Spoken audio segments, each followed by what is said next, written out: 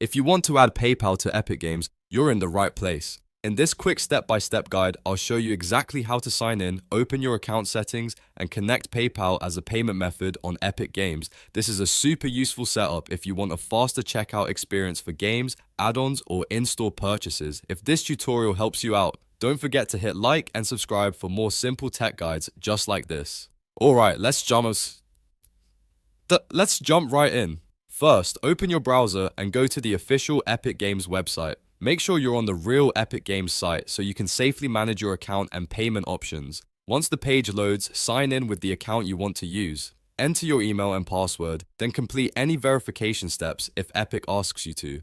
After you're logged in, look to the top right corner of the screen and hover over your profile icon. This is where Epic keeps your account options. When the menu appears, click on Account. That will take you into your Epic Games account dashboard, where you can manage personal details, security settings, connected accounts, and payment methods. Now on the left-hand side menu, find and click Payment Setting. This section is where you can manage how you pay inside Epic Games. Once you're inside the payment management area, look for the option that says Add a Payment Method. Under that section, click PayPal.